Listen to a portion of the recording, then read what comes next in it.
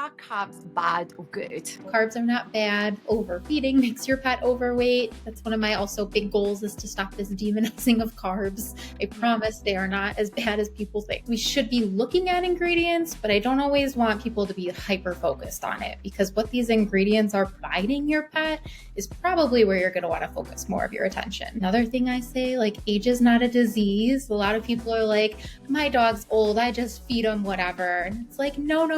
They still deserve health and good food and having a good quality nutrition plan. What is your view when people are very like, my dog has to be on a grain-free diet? My professional opinion is, if a dog doesn't need a grain-free diet, I don't tend to recommend it. The reason being... Welcome to the DAFY podcast, the place where you will get expert-led and science-backed advice on dog health and nutrition. No more confusion and no more conflicting opinions. Just clear guidance to help you make informed decisions for your pup. Because when it comes to our dogs, they deserve the very best care. And we, as dog parents, deserve confidence in the choices we make for them. Let's meet an expert.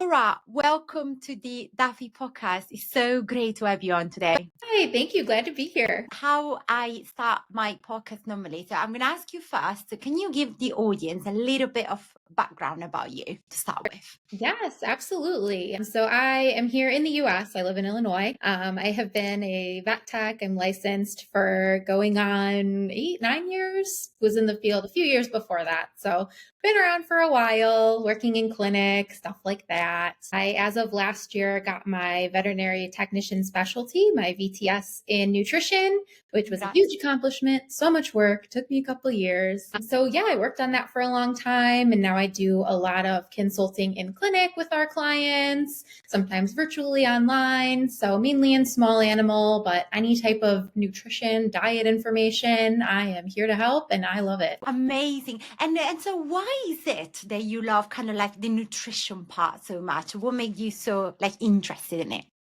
Yeah. So I think nutrition is obviously becoming a much more like popular, and owners are getting so much more involved. So I think just like the expanding interest kind of, I also was like, wow, this is such an easy thing for owners to play a role in, and such an easy thing to, change or whatever might be the case. And it can have such a huge impact on these animals' lives. So I see a lot of sick patients in my clinic, whether it's a dog with kidney disease or an overweight dog, or just a puppy that came from a bad situation as well, was malnourished. And so that just really made me think, like, I want to specialize in this. I want to know all the science, the facts, and I want to help everyone. So yeah, just a lot of things, a lot of components. I love it. Yeah. I love it because we don't have that many out there. And so like, when you hear like, a vet or, any kind of like a person that works in this industry that loves and is specialized in nutrition, is just always so exciting.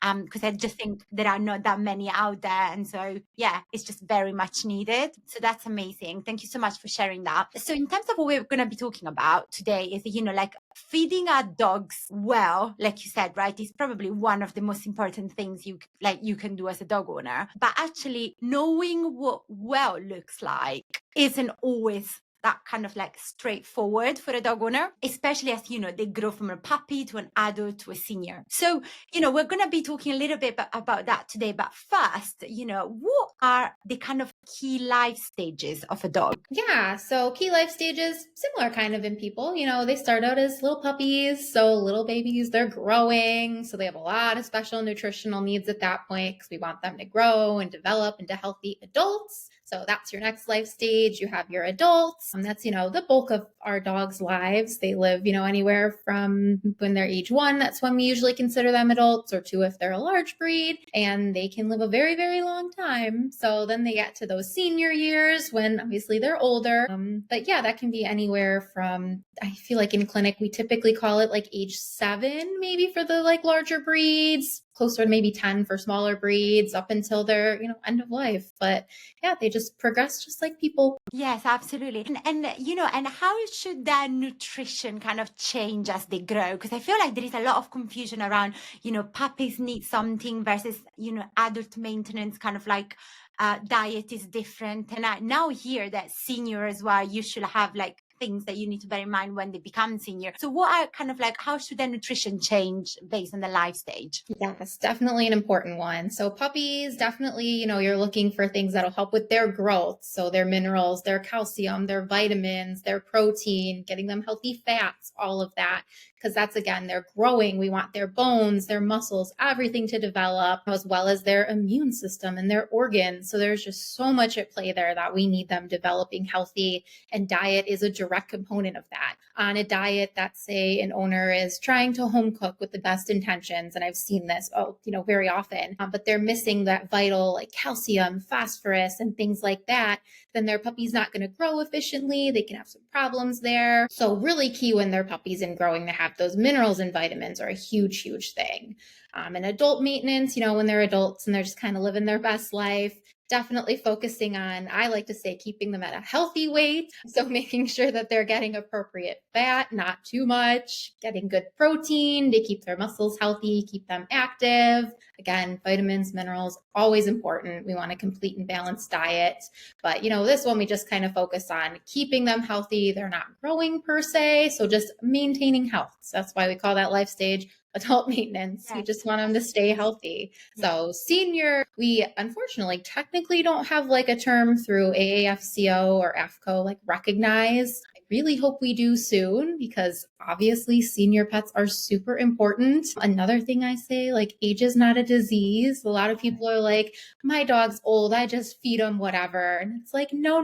They still deserve health and good food and having a good quality nutrition plan. But semi-similar to adults. So good sources of protein, good healthy fats, some of those like omegas and fatty acids, stuff like that's important for their joint health, heart health, and whatnot. So yeah, senior health, definitely, they still deserve all the recognition and important stuff there. Yeah, that's a really good point, isn't it? Like omega-3, like joint mobility, like basically what can we do to support them as they grow older? And, if they start to become a little bit stiff and they like get a little bit of pain, it's like, what are they? And yes. And another thing I heard is about the protein. So what is your view on that? I mean, we can get into a little bit of details afterwards, but do senior dog needs more protein based on your kind of like opinion? I like to think so. And I think it's also definitely about the quality of protein, right? So, we want them getting a good quality diet with good protein, making sure that, if you're feeding a commercial dog food, that they're having a company that's sourcing ingredients from somewhere good, stuff like that. So definitely, quantity is a good thing to focus on, but quality as well with the protein. Yeah. Absolutely. And so there is a big question that is going around massively nowadays, which is around, there is a big debate, right, about people, some kind of experts, because I hear it from both sides actually, saying, you shouldn't look at the ingredients, you should look at the nutrients. And then some others are like, ingredients are really important, but actually nutrients. And there are huge discussions. And, I think owners are really feeling confused around that. Like, should I look at the label? Should I not look at the label? What is it that I need to do to really make sure I am making the right choice here? What is your view on that? Yes, that is such a good point. Because again, I work in clinical practice and this is brought up like almost every, at least like a new pet visit when I do like my initial like diet consult. They say, oh, I'm looking for this ingredient, and they don't focus on things like, your guaranteed analysis or the nutrients. So I do think ingredients are something that we should be looking at, but it's not my first point. If I'm looking at a food bag or a can, or if someone's home cooking, whatever the case is, it's not my first point of, interest. So it is an important part. And I think as humans, we're so used to like, I know this term because it's an ingredient I use. So that's like ingrained that, okay, we recognize this. Let's look at this. Like if it's good for me, it's good for my dog. So not always the case. So I guess it's kind of a weird gray area, right? So yes, we should be looking at ingredients, but I don't always want people to be hyper focused on it, because what these ingredients are providing your pet is probably where you're going to want to focus more of your attention. Yeah, that's a good point. And it's about making sure as well, like that, because it's about like, from what my understanding, it's also like nutrient density, right? Like, it's like companies are like really good at sharing. We have a grass-fed organic beef. We have, like free-range eggs and things like that. But then I go and ask the question around, can you give me a full nutritional breakdown of your food for me to understand? And everyone is always kind of reluctant. They're like, but we're using the best ingredients, la, la, la. Everyone just focuses so much on ingredients. And it's just, you get so confused as a dog owner because you're like, oh, actually, I'm feeding my dog the most expensive organic food with the best ingredients out there. So why should I care about, kind of like the nutrients, I mean, it sounds silly, but like you would just expect to trust the company from a nutrient perspective, but it's not always the case, is it? Correct. Yes. And that's a lot of it. I know like people, especially in the field, we talk about like, don't get fooled by the marketing. Cause obviously a lot of people, like you said, you see those pictures of like these beautiful eggs and chickens and how we have, like you said, free range chicken, whatever the case may be in the food. And like, you think, yes, that's so good. That's lovely. But where are they getting these ingredients from? How are these companies testing their foods? Where do their, manufacturing facilities look like and what are their quality control standards? So there's definitely a lot more to it than just, okay, they have these ingredients, but where are they coming from? How are they making sure they fit into that food appropriately to balance it and make sure it's complete nutritionally? So yeah, it's definitely tricky as a pet owner, but I like to tell them don't get fooled by the marketing. Fortunately, there's just so much of it, and definitely focus on, other aspects of the food as well. Yeah, absolutely. Amazing. Yeah.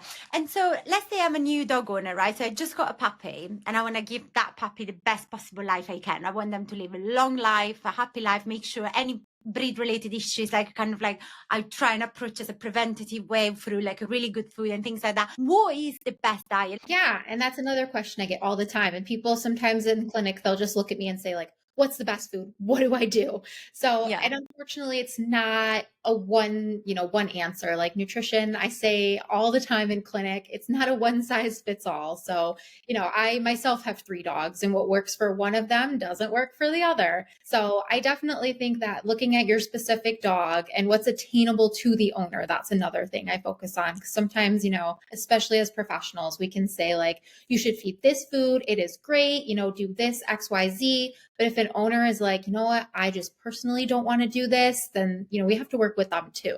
So I guess, what an owner is comfortable with, but is also going to be good for the dog. If the owner is only comfortable with, feeding something that's not good, a little bit of a limit there.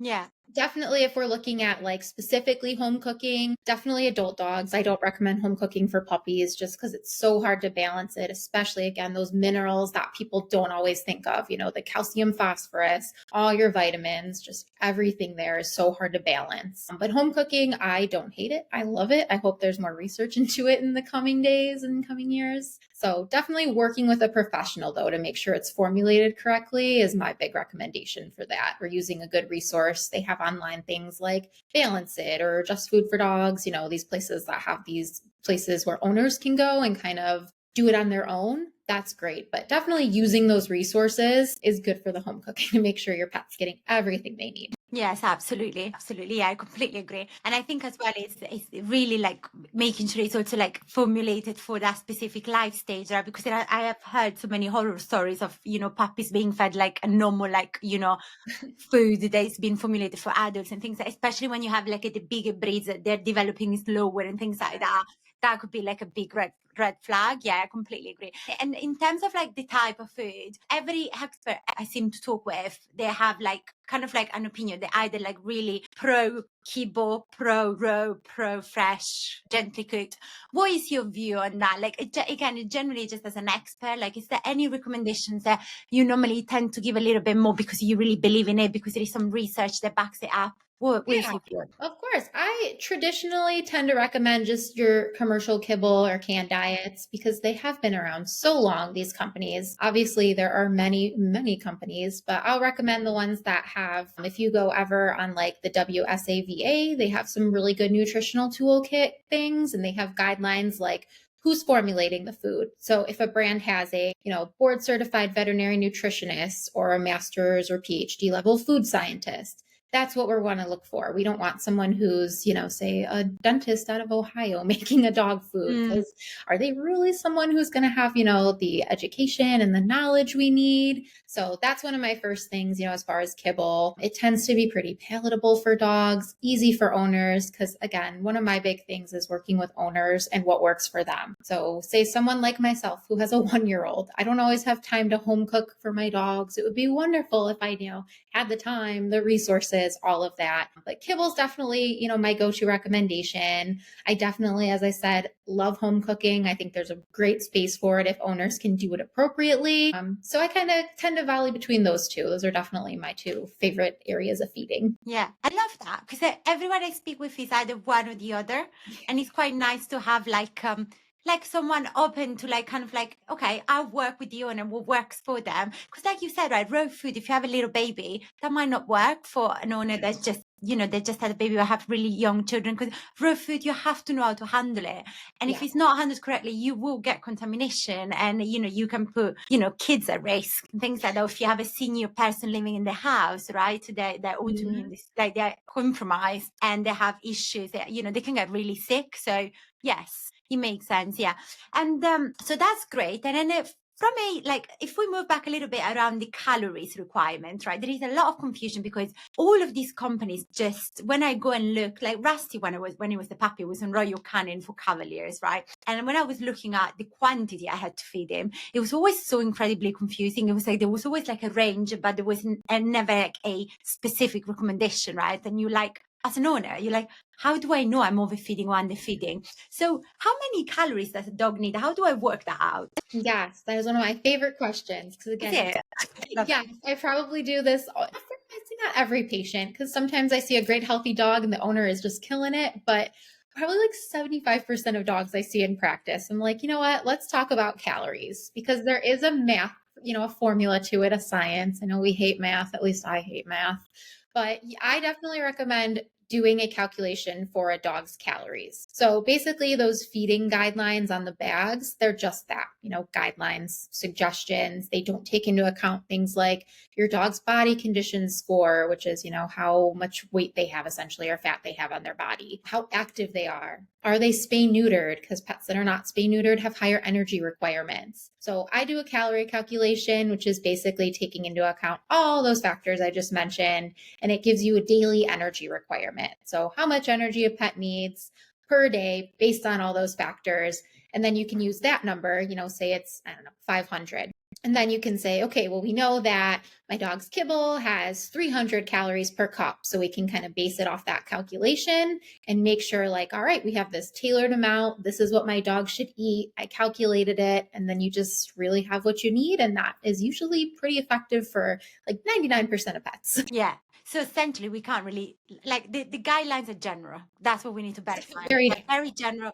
And I see it all the time, because Rusty's on a gently cooked diet, and this company in the UK, they've got 12 different recipes, and obviously every recipe is different, right? The calories per kilo, they are completely different. So you have to also make sure you balance it, right? Because if variety and over time, that's all good, but it's you can easily get it wrong and overfeed or underfeed, and then the implications of that are not great. Yes, definitely. And that's what I see so often is people, it's typically overfeeding, unfortunately. And they'll say, the bag said give this amount for my pet's weight, but then they don't take into account that their dog is maybe a little older or not active. They've been, spay-neutered, so those energy requirements go down. So yeah, I definitely, like I said, I'll calculate calories for anyone who asks in clinic, who does a consult with me, because that's such an easy thing and such a useful tool, just doing that to get an appropriate feeding amount for these pets. Yeah. I wish that I had a vet, when he was the puppy, there was because you see, it's really difficult to find someone expert in nutrition within a vet clinic, and you don't get told that as an owner. You really truly don't. I could speak to, I run a doggy daycare and boarding business. I have 150 clients. I could speak to all of them, and everyone will probably give me the answer is I just look at the back of the pack and just do it like that. But over time, that can compromise, like you said, you can have obesity, you can have loads of different things at the back of overfeeding or underfeeding. So yeah, no, I completely agree with that. And another thing, again, another quite big topic. And Vizzy, I was always also looking at your Instagram page and the content you be sharing. It's carbs. So carbs is like very, very like hot around. Is either good or bad? You know, are carbs bad or good? Yes. So I see a few like common, I don't want to say arguments, or maybe some misinformation from owners with the carbs. So one of the big ones I tend to hear from owners is they're fillers. But then sometimes, you know, and I ask this just because I want to have, you know, an informed discussion. I will ask an owner, what do you mean by filler? Like, what do you truly think that is? Like, I just want to educate you. Like, let's talk about it. And people are truly just misinformed because things get this bad rap, these carbs. They think that these companies just throw it in to bulk up the food. I've been told many, you know, things like that. And that is not true. A filler traditionally would be something that doesn't have a nutritional benefit to a diet, which carbs do. So different types of carbs provide, you know, a huge energy source. Obviously, our dogs need energy. You know, they need to do things all day. They're walking, they're playing, running, you know, running around daycare, whatever they're doing. So carbs are great. You know, starches are good. It's adding like this bulk to the, not bulk to the food, but holding the food together so that it's actually, you know, palatable to these pets. Carbs in the form of fiber. That is a huge one. I tell people, you know, your pets need fiber in their diet. I'm also the one in the clinic. I'm always talking about the fiber, the healthy poops. You know, it's one of my favorite topics. Insoluble. Yeah, we like looking at the poop. Literally, that is the best job in the world. It tells you so much. Yeah. So definitely I like carbs. They are good. They get, again, a bad rap, or people think that carbs directly are what make their pets overweight. But that is not true. Overfeeding makes your pet overweight. So carbs are not bad. That's one of my also big goals, is to stop this demonizing of carbs. I promise they are not as bad as people think. Yeah. What is the requirement from a carbs perspective? Like, how do I know when it's a good amount versus when it's way too high? Yeah. So I do think first and foremost with the carbs, definitely working with your vet, because some pets, you know, say a diabetic animal, they're going to need less carbs in their diet. We want to make sure they're getting more protein versus, you know, just a healthy dog who maybe I take my dog running every day. Maybe they need that extra energy that their body can store in the form of carbs. So again, it's a hard one to say, like, look for this amount. So, I mean, traditionally, you don't want anything that is insanely high in carbs. You know, you want a good balance, a good distribution of your mineral or your nutrients, you know, your fat, protein, all of that. But I definitely think that it's a very individual kind of answer, unfortunately. And that's definitely something to, again, work with your vet based on your pet, especially if they have any type of illness or any type of condition, because you're going to definitely tweak how many carbs you want or what percentage in their food based on that for sure. Yeah. No, yeah, that makes perfect sense. No, I completely agree as well. That's great. And then another one that I was curious to ask you about that I see all the time is grain-free diets. So again, it's kind of similar to, like, you know, carbs and things like that. But I don't think there are that many studies about grain-free diet. I don't know, you know, from your experience, if there are any or I'm not aware of. But yeah, what is your view when people are very like, my dog has to be on a grain-free diet? Kind of like that mindset. Yes, that's definitely another hot topic, especially at least here in the US. I would say like the last maybe 5 years, that's been such a hot topic. And people, they're either one way or the other. They're like, I hate grain-free, or I love it. My dog needs it. Personally, my professional opinion is if a dog doesn't need a grain-free diet for some reason, I don't tend to recommend it. The reason being, there are ongoing studies. So it's hard because these things are still going on. But there is some type of link that we've discovered, at least with the FDA in the US, that grain-free can lead to some heart problems, specifically dilated cardiomyopathy, where the heart muscle, you know, doesn't work as efficiently. So whether that's the true lack of grains or the things these companies are using in place of the grains, that's kind of where we don't know. So, you know, and there's always going to be those dogs who truly are on a grain-inclusive diet and cannot tolerate it. And that's a case where we would say, okay, let's find you a healthy diet where we make sure that everything is, you know, doing well. We do these lab work and whatever we need to do on these dogs to make sure they're healthy. But typically not my recommendation to do grain-free diet, just because those studies that we're doing, it's just not worth it to risk it. You know, I have seen a couple of dogs in clinic that have had the diet-induced DCM, just a few, but have seen it, and it can be pretty scary. So, you know, if they don't need it, it's definitely not my first recommendation. Yeah. there is just not enough research for now. Exactly. And that's why I'm creating DAFY, right? All the advice should be based on evidence that you can actually feel comfortable to recommend that, because if it's something that happens to the dog, it's kind of like, well, where did you base that decision? And I think, yeah, it's really hard for you guys as well, working with dogs in clinics every day, because you're dealing with like lots of opinions coming in and out. But then at the end of the day, you have to base yourself on evidence to be able to that's why you're the expert. And then I wanted to chat to you about there are some people that really value, like if they're feeding the dog kibble, adding a little bit of toppers to their dog's food. And I personally agree, based on what I've learned over time, I think it's good to add toppers, like fresh food toppers, especially if you're just feeding kibble. What is your view on that? Yeah, I do think there's something to be said for the toppers. I personally will give my dogs kind of depends on what I have in the house, how busy I am, how crazy my daughter's being. But I like the fresh topper. It's a really good way to get them those extra nutrients, something that what you're giving your pet. I know that's the thing that owners will tell me, like why they choose to do toppers, right? They say, I know what my dog is getting. I feel good giving them extra nutrients. And I don't think there's anything wrong with that. The dogs tend to really like it. My dog specifically, I have a senior dog that I get the blueberries out. She comes running because she knows that's going to be part of her topper. Like that's her food. So, it's fun for us. It's a really positive interaction for the dogs and the owners. And yes, the health benefits. Again, I think there will be studies that come out that do show that there is something to be said for that. But yeah, I really do like the toppers as long as we're not overdoing it. Because I've seen the other way too, where people, I just had one in clinic the other day, 2 little corgis, bless the mom's heart, all the best intentions. But she said, I do a handful of my home cooked diet. And both the dogs had gained like 7 pounds. And we were like, whoa, mom, we got to back off a little bit. So if you're doing it right, very, very good for the dogs. Yeah. It's like kind of just a little tiny piece of cheese, mommy. And it's like they look at you with that face and you're just like, oh, every time I open the cheese pack, right? And I don't feed him cheese. My husband does tiny little bit every now and then. But I don't like, because if it's got salt, it's a cavity, heart problem. But it's just like, it's the way they look at you. And it's about, it's looking at me. But yeah, I know it's looking at you, but it's fine. Think about the years that you can remove him from his life, remove from his life, keep feeding him that. But yeah, blueberry is amazing, isn't it? Because it's antioxidant. So it's just like the fresh one that are, fresh and but without overdoing it, because it's like it can cause diarrhea as well and things like that if you overdo it as well. Yeah. And always should keep it on the 90 to 10%, right? Isn't yes, it? exactly. Yeah. 10% of their daily calories, if you do that calculation or have a professional do it. Yes, 10% is a good amount. Yeah, exactly. Amazing. Perfect. So that's great. And then you talk on your profile about electrolytes. And I don't think I have spoken with anyone about electrolytes. Can you tell dog owners what are electrolytes? We hear it when dogs are sick normally, but what are they, and why are they good for dogs? Yeah. So electrolytes, and typically, again, this is something, unfortunately, that comes up when pets are sick.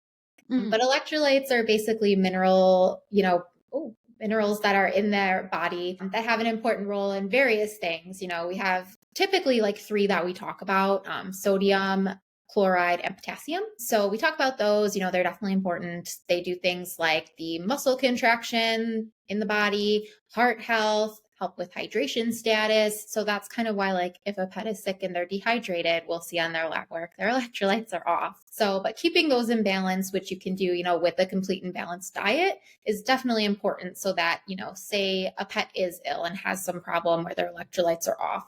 If they're on that complete and balanced diet, that's just going to help to make sure that these electrolytes stay regulated, their disease process stays under control, or that they recover quicker if it's something, acute. But yeah, there's something I feel like we don't talk about until our poor little pets are sick, but always important to monitor on blood work. And if they are off, it could be a diet problem. I've seen them often in properly formulated home cooked diets on some lab work, and then they get back in check when they work with a nutritionist and their foods are formulated correctly. But yeah. Is electrolyte something that you can only give in practice, or is there any food that is rich in electrolytes? So there's not necessarily foods that are rich in electrolytes. I know I've had owners ask if their pets are sick, because we think of Gatorade, or if people need electrolytes. So you think when you're exactly, yes. Or banana, potassium, that's in my head, that's what I think. And I'm playing ignorant here, but no, it's always funny because I'm a runner, so I'm I need my electrolytes, I'm drinking my Gatorade. But yeah, so not necessarily a Gatorade for doggies. But if they are, again, eating a complete and balanced diet, whether that's kibble, canned, home cooked, as long as it has everything it needs in the form of the other minerals and vitamins, then all of that should be in check within the body, because those foods will just support all of those processes in the body and that organ function, and it'll keep all of that in check, which is what we want. Yes, absolutely. Yeah, that makes perfect sense. That's amazing. And so if we move back a little bit more on the kind of like whether a diet is working for your dog, right? So you have a diet, you're using puppy, adult, or let's say senior or whatever, adult maintenance for a senior. But what are the kind of signs that an owner should look for that a diet is actually not working, even if it's complete imbalance, but it's not working for my dog? Like, how do I realize that as an owner? Yeah, that's a great question too, because that's something I'm asked. Like, how do I know like this diet is good? I see my dog kind of eats it. So first and foremost, a very obvious one, if a dog's not eating it, there's probably a reason. As far as dogs, I feel like they're pretty smart. If they're eating a food and they realize it's not making me feel good, maybe there's not enough protein or there is too much fat, that'll make them not feel well, and they're not going to want to eat it. So definitely taking the cues from our dogs and giving them more credit than we, maybe do at points. They're smart little creatures.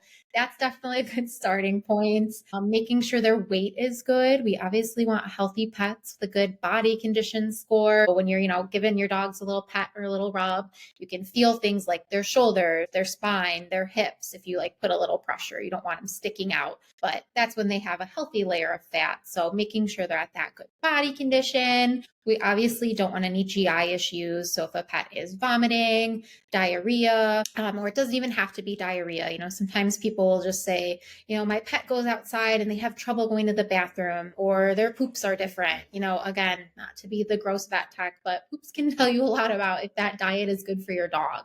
So definitely paying attention to things like that, and just overall your dog's energy level, because that's what this food, is doing. It's giving them the energy, keeping their body healthy. Are they going for walks and, doing things that they usually do, playing fetch, being a happy, healthy dog. So I think taking cues from the dog is such a big thing and so simple for owners.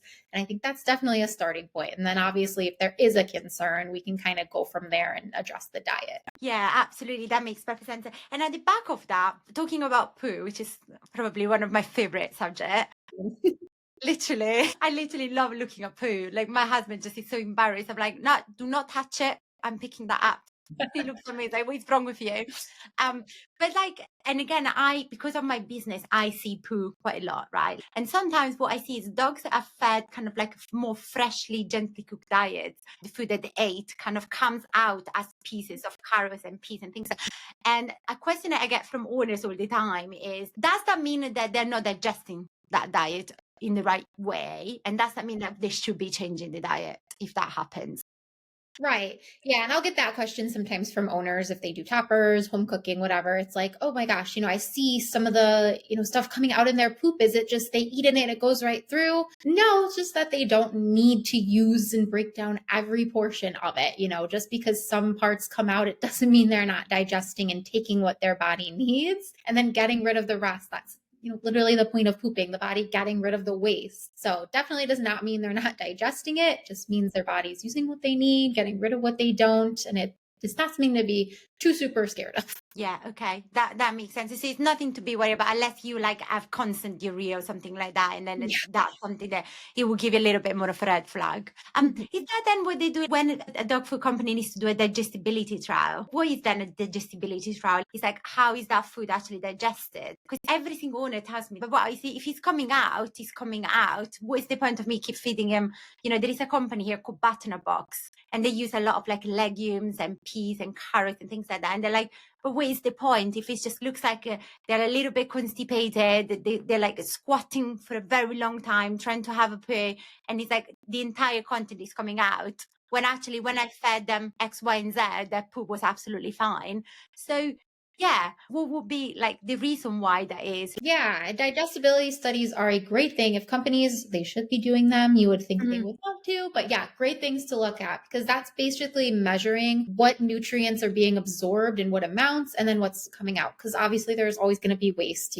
It's just like in people, again, not to be gross, but we're not using everything we're eating. Some is coming. But yeah, a lot of these kibble brands in particular, they've been around a long time. They have the resources, the funds to do all these digestibility studies, and they say, this is the amount of whatever that is being absorbed by the body. So it's showing that in those studies, right? Like, okay, the dog eats the kibble and then it's absorbing this amount of vitamin D or whatever essential nutrient they're talking about. Some of the fresh food or the newer food companies, I don't think are quite doing those studies. Not every company does. It's not a requirement to go to market, which again always like shocks people. They think every food company has to do every study, and that's not the case. At least in the U.S., I don't think it's the same anywhere. I don't think anywhere. It's the same here. They don't. Yeah, most of the they say it's really expensive to do. Like like the thing that I hear all the time, because I talk to this company all the time because I want to understand why that is. And the biggest reason is they're very expensive. We know that fresh/raw food is the most appropriate species appropriate diet out there, even if it's not technically backed by lots of studies compared to keto, which has been around for like way longer. But they don't do it because mainly I think it's cost. That's what they always say. Yeah, I definitely think that's the case. And like I said, I think studies will come out in the future showing the benefits of home cooked, but I think there also will probably be some studies that say, maybe some of these commercial like fresh diets aren't as good when we do these digestibility studies. Yeah. Because, yeah, and that's the reason why, to answer that question, if pets are eating those diets, maybe they're having more bowel movements or more is coming out because these diets don't have those studies. And maybe they're not formulated then to say if a company does those studies and they realize, okay, too much of XYZ is coming out, we need to reformulate the food. So companies that are doing those digestibility studies are doing those tweaks and making sure that the food is more digestible versus companies that aren't, and they're just kind of marketing it as it's good for you, even if your pet's pooping it out. And, it's the best, even though we don't quite have the science to prove that. Yeah. And for me, that's the best point, like I have heard in a very long time, which is this is probably why vets, nutritionists, vet nurses, they get attacked quite a lot by dog owners. Not attacked. Look, it comes from a good place. I think it's like in either way, people just love their dogs and vets just love dogs, like that's why they are giving the life for them. But the reality of it is, oh, you get paid to promote kibble. Well, no, if you just like exactly what you said. If I don't see that is good for them, yes, okay, fine, we all eat fresh food, humans eat, but it's like the reality is you studied dogs, you studied small animals, and you just we're just not the same species. Yes, I'm sure there are loads of benefit, but we're not the same species, and you guys would not want to harm a dog by just recommending something that you don't have anything to back it up with, which makes perfect sense. Yeah, yes, absolutely. that's such a good point. Yes, because I unfortunately get that all the time. It's, oh, this brand is paying you to say that. And I promise I will announce it here. No brands are paying me for anything. I don't work for a food company. I'm just little old me in Illinois. But yes, no, really, we do truly recommend these things because of all the years of science, all of the professionals on staff making these diets. Because like you said, when it comes down to it, you love your dogs and so do we. We just want to help. That's why we are in this field. So yes, it all comes from a place of love with the best intentions. Absolutely. Yeah, I completely agree. That's amazing. And is there anything else I haven't mentioned that you would like to mention around this kind of topic?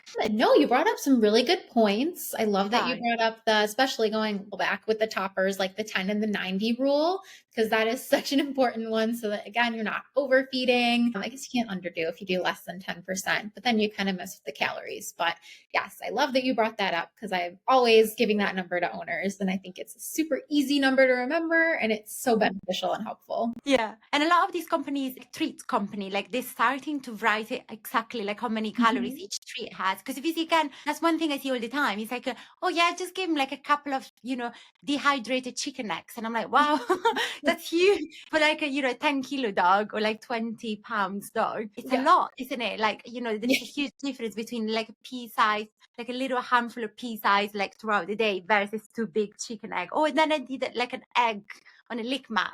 And I'm like, that's more calorie. And so it's so easy, especially when you have a small breed, to hit that calorie number.